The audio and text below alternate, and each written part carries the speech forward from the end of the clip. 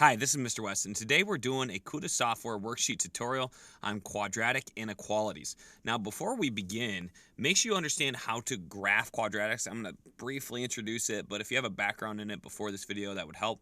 I have videos on how to do that, both in standard form, vertex form, any type of form for quadratics. You're going to be primarily using standard form in this video. But if you have a background in just doing tables, like I'm going to do for the first couple examples, that will be helpful as well. However, let's go ahead and get started with some of the key principles. Essentially, what we're going to do here is we're going to pretend this is an equal sign. So equals 2x squared. And then we're going to do something at the end with that inequality. And I'll tell you what we're going to do in just a moment. So first thing is I need to get an idea of what this graph looks like. So I know it's a quadratic. That means it's a parabola, and it's going to look like this somehow. Okay. Now, this 2, that's our a value for a parabola.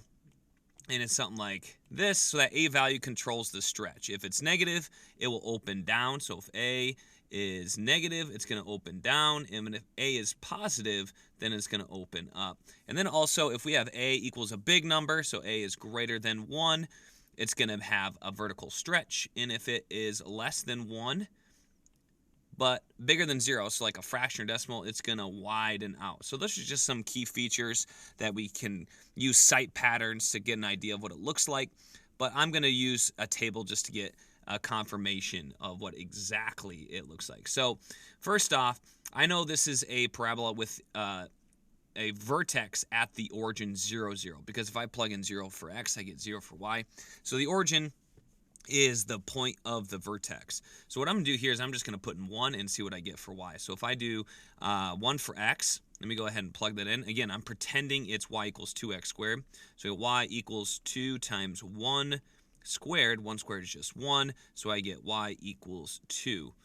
If I plug in 2 for x, I get 2 squared is 4 times 2 equals 8. And if I did 3, it would be off the charts. Okay, so 0, and then 1, 2, and then 2, 8. So it rises very quickly, as you can see. And the cool thing about parabola centered at the origin is it's going to be mirrored. Its axis of symmetry is simply right down the y-axis. So there's this axis of symmetry. It just needs to be mirrored on both sides. This is what it looks like. Okay, now I wouldn't draw a solid line yet. Okay, I'm drawing a line just to give me an idea of what it looks like, but I should not be doing that. Okay, and the reason why is because an inequality, this is where the inequality comes in. Okay, the inequality will tell us what the graph looks like. So because it is greater than or equal to, okay, so I'm going to go ahead and make a little chart here. If it's either one of these, we are going to have a solid line. But if it is less than or greater than, we are going to have a dotted line. That means it cannot equal that value, okay? So greater than or equal to, it can be equal to that value. That's the value on the line, okay? So if we had a point on the line, it would be equal to. But if we had a point on the line for less than, it's not equal to, okay? It doesn't have that there, so it cannot be equal to that value. Therefore, we cannot include it. That's why we indicate that with a dotted line. This is very similar to graphing linear inequalities, if you guys have seen that. A little different, but I have a video on that if you want to check it out. Anyway, we see that it's greater than or equal to, so it is, in fact, a solid line. We can go ahead and make this solid. Okay, sorry, I kind of missed there, but you get the general idea. Now, that's not it. Okay, that's part of it, but now we have to figure out the rest of it. Y is greater than those values. There's a bunch of values where that's true. Okay, for example, if we were to plug in, let's say, if we plugged in 4 for x, okay, if we plugged in 4 for x, we get 8 for y, right? So if we plugged in 4 for x, whoops, we get 8 for y. So that's that point, or sorry, if I plugged in 2 for x, I get 8 for y. That's that point right there. So a point that would be true would be, if that is a true point, that's why it's solid, okay? But if I plugged in 2 for x and 9 for y, the point 2 comma 9, is that a solution? And the answer is yes. I have 2 times 2 squared. Okay, is that greater than or equal to? Okay, I changed this again. That's what the original problem says. It's greater than or equal to. And if I plug in 9, okay, I'm trying to see if this is a solution. So 2 squared is 4, then I get 8. a is less than or equal to 9. So that is a solution. This point right here, 2, 9, is a solution. That's a good point. Now, there's a quicker way to do it other than testing a bunch of points, and it's this. If we have y, if we know that y is greater than or y is greater than or equal to, we're going to shade above the line. Okay, we're going to shade above. But if it's y is less than or y is less than or equal to, we're going to shade below the line. And it's as simple as that. So like I said over here, this was above the line, okay? If I had a point there and I just went 1 above, this is kind of a bad example just because I didn't graph it precisely. Let me go ahead and change that. Okay, let me get this more exact. Okay, so something like this. You can see I graphed above the line there, okay? And that's because y is greater than. Over here, here's my cheat sheet. If you want to like pause this or take notes, shade above is when y is greater than or equal to. And again, it has to be solved for y there, okay? So what I'm going to do is to graph my solution, it is all the points above this parabola right here. And that's my solution, and I'm done, okay? It's a solid line, check, and it's all the points that are above that line, double check, I'm done with that one. Let's go ahead and look at number 4, okay? We're going to get an idea of how this works. Again, this one is a parabola centered at 0, 0. If I plug in 0 for x, I'm going to get 0 for y. But notice how the a is negative, so I know this one's going to be opening down, and it's going to look very similar to like our other one, but it's opening down this time. Okay, so what I'm going to do is I'm going to plug in 1 for x, and I get negative 2 times 1 squared, which is 1. That gives me y equals negative 2. And if I plugged in 2, I would get negative 8. Again, you can try this out just by going y equals negative 2 times 2 squared, negative 2 times 4. That's negative y equals negative 8. Again, I'm just pretending that y equals for this, okay, just to get an idea of what the graph looks like. So I'm going to go ahead and erase this work. You can go ahead and rewind it if you want to see it again. But I'm just giving you an idea that we have 1, negative 2, 2, negative 8. Okay, it looks something like this. Now, I shouldn't graph yet. Why? Because I need to know if it's dotted or solid. So I'm going to go ahead and mirror it on my axis of symmetry first. Okay, and I need to check to see if it's solid or dotted. I can see that it is a dotted line. So I need to make sure I do not do a solid line here, but instead a dotted line. So I'm going to go ahead and do that. Okay, just like this. And if you want to do dashes, that's fine. I'm just doing dotted because it's a little bit easier for me. Okay, good. Step 1 done. Now, the second step, after I'm done graphing it, is to see which way do I shade it. And in this case, I have y is less than, y is by itself. I have y is less than my value for x, so I'm going to shade below the line. So below the line is all in this area. Okay? These values make it true. Now, just so you know, let's test a point in this area. I did that earlier, but I don't know if you guys got it, so let me do it again just in case. So let's check this point right here, 0, negative 5. I'm going to plug in negative 5 for x, and I'm going to plug 0 for y and see if it's a true statement.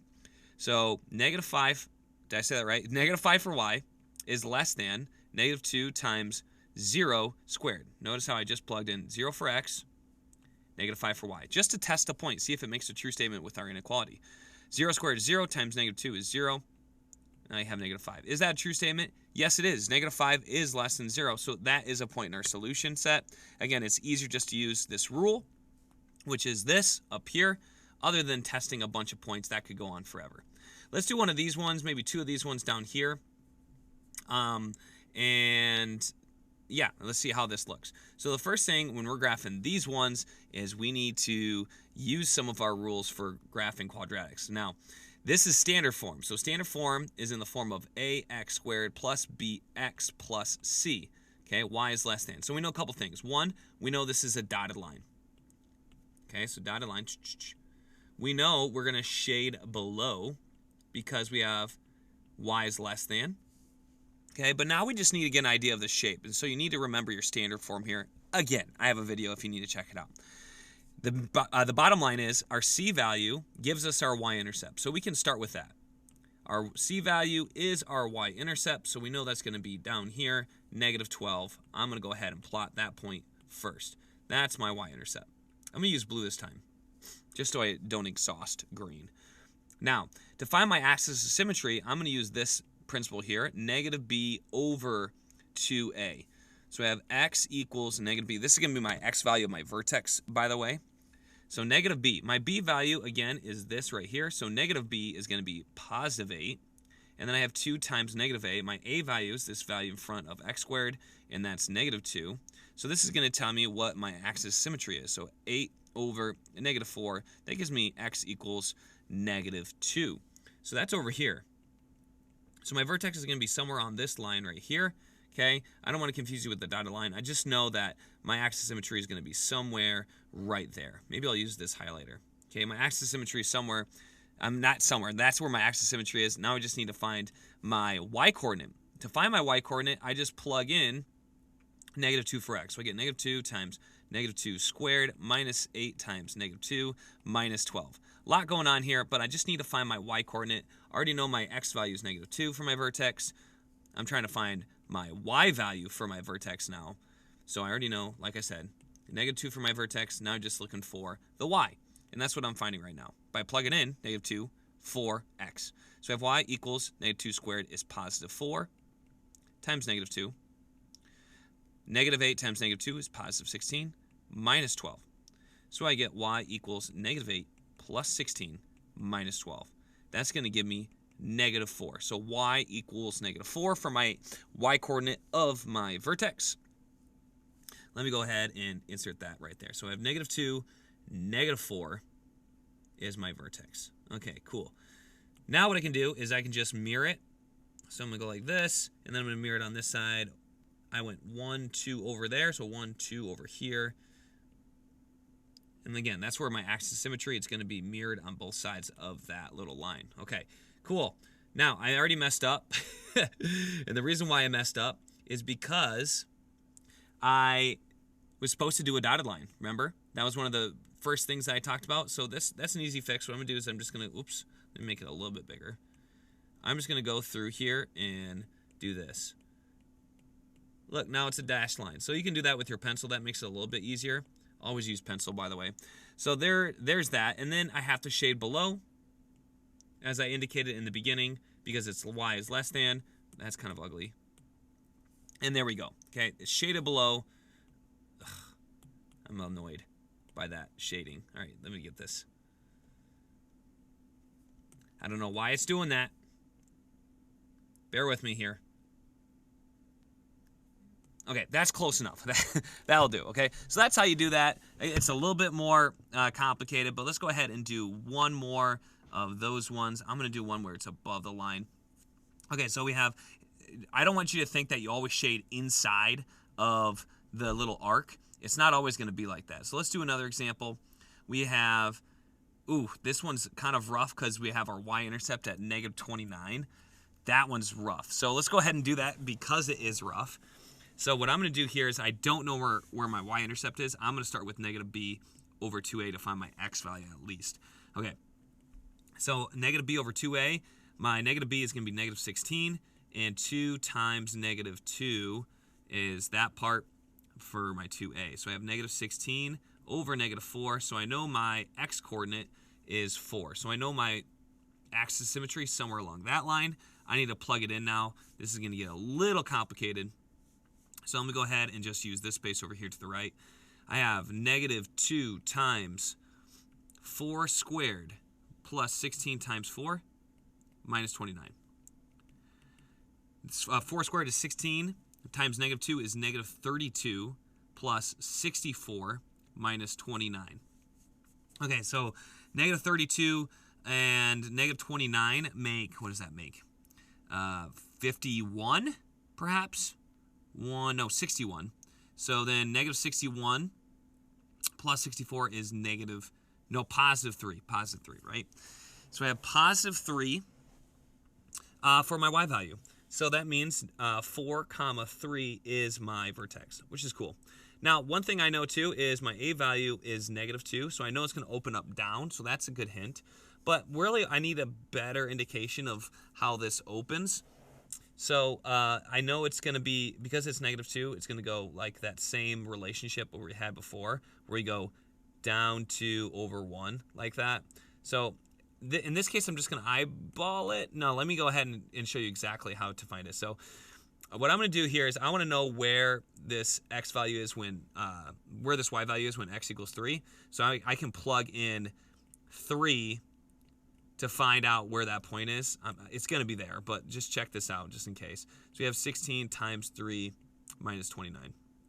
Okay, so I get 9 times negative 2 plus 16 times 3. What's that equal to? 18, 30, 48. So plus 48 minus 29. So that's negative 18 plus 48. I know that's 30 minus 29. So that's y equals 1. So I was right. It's 3, 1. And it's just going to be like this on both sides. This gives us an indication that's close enough. It doesn't have to be perfect. And we know it's a solid line. Okay, let's talk about the real important part. So the solid line here is because it's y is greater than or equal to. And then we're going to shade above. So we got solid line. And then we're going to shade above because it's y is greater than. So I'm going to go over here and I'm going to shade above this line. So it's everywhere above. Okay, and it's going to be like everywhere. Okay, so anywhere above this line. So it's all the space that's not inside. Okay, so that gives you an indication of how it looks when you shade it above and it's not inside the middle. It's everywhere above that line. Okay, because this keeps going down forever. So this is all the spot above that line. Okay. For these bottom ones, the critical thinking questions, it's actually pretty simple to find the solution. What I would do is I would just test 0, 0 first. Okay, that's probably the easiest thing to do. So we have 0, 0, and it doesn't work, okay, for this one. But you could kind of graph it, have an indication of what it looks like, and then just pick a point outside of it. So let's just do that for this one real quick. And this one, name one solution to the system. You're going to graph this, and because this is equal to, it's gonna have to be on this line. So I would just try a point on this line. For example, 0, 1. Let me just go ahead and do this one first. So I'm gonna try 0, 1. If I plug in 0, 0, 1, and that is not a solution. So what I'm gonna have to do is just find different. I would graph and just see where they intersect. Okay, that'd probably be the easiest thing. They're just gonna look something like that. I'm trying to think of other points on that line. But yeah, name one solution to this. You're going to graph this one. Is y is greater than. So if 0, 0 didn't work, perhaps 0, 10 will work. Okay, so I can actually try that. That's actually a pretty easy one. If I try 0, 10, 0, 0 didn't work, but 0, 10 probably will. I plug in 0 for x, I get 0 squared plus 6 times 0 plus 5. And then I have 10. Again, I just plugged in my points, 0 and then 10. And you can see that 10 is greater than 5. That works. Okay, so 0, 10 is 1. And then this one, you're going to have to graph. And I would just use one of these spaces up here, and then you graph it. If you need help with 14, let me know in the comment section below. If you need help with any other concept, make sure to leave a comment, and I can help you out with it. Either way, I look forward to seeing you right here next time on Wes Explains Best.